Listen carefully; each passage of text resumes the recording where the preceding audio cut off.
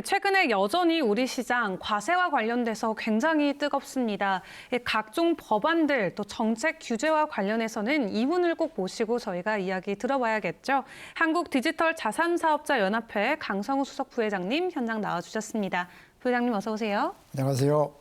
사실 가상자산업법 개정안의 문제, 이 다방면으로 저희가 접근해 볼 수는 있을 것 같아요. 가장 먼저 여쭙고 싶은 부분이 바로 가상자산업권법.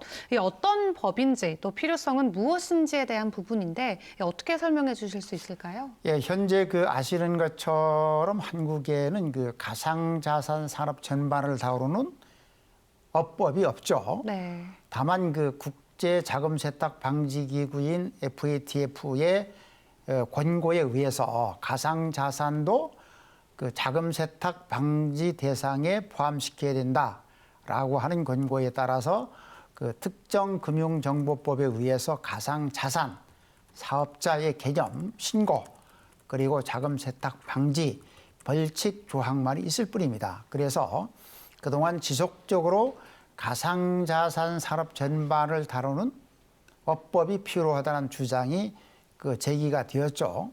특히 지난 4월 달 재보궐선거에서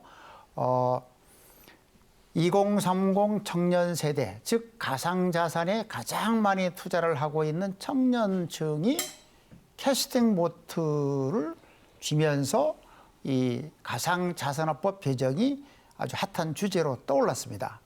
따라서 더불어민주당과 국민의힘에서는 지난 5월 달에 당 차원에서 가상자산 특위를 만들고 국민의 여론이라든지 수렴을 한다든지 업법 개정안에 신경을 썼는데 현재 국회에는 12개의 법안이 제출이 되어 있습니다. 이 법안들에 포함된 내용을 보면 가장 먼저 볼 수 있는 조항이 투자자 보호다.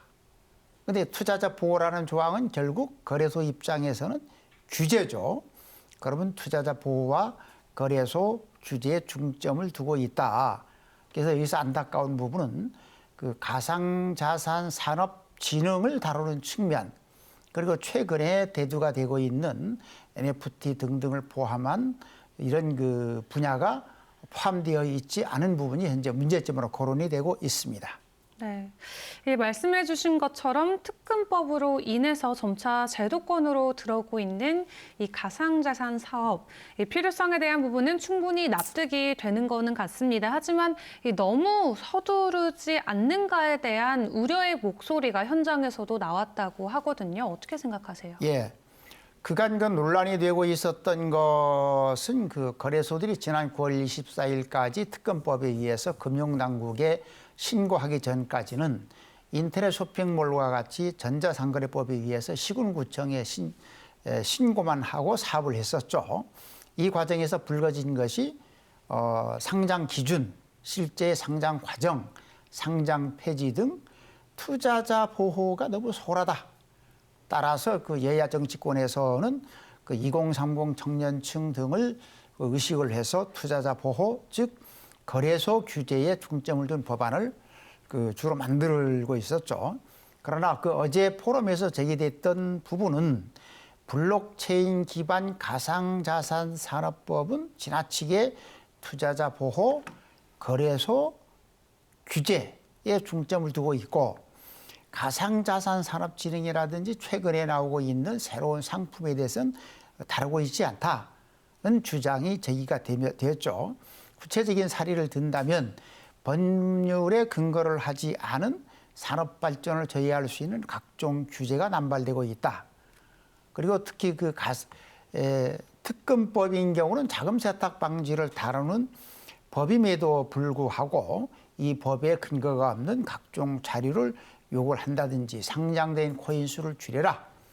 아니면 거래소들은 자체적으로 코인을 운영할 수 없다는 등등의 여러 가지 규제가 현장에서 이루어지고 있으면서 자금 세탁을 목적으로 하고 있는 특정 금융정보법에 의해서 너무 거래소들을 산업 육성 차원이 아니라 옥죄고 있다. 그래서 거래소 입장에서는 당장 신고를 해야 했었고 현재도 신고 수리의 심사를 받고 있는 철저한 의뢰인 상황이기 때문에 금융당국의 요구를 수용할 수밖에 없다.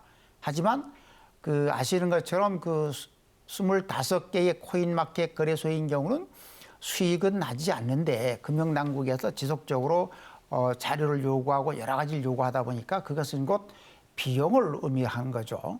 수익은 나지 않는데 비용만 증가하는 그런 현상에 따라서 우리 보고 뭐 망하라는 것이냐라고 하는 볼멘 소리들까지 나오고 있는 현실입니다.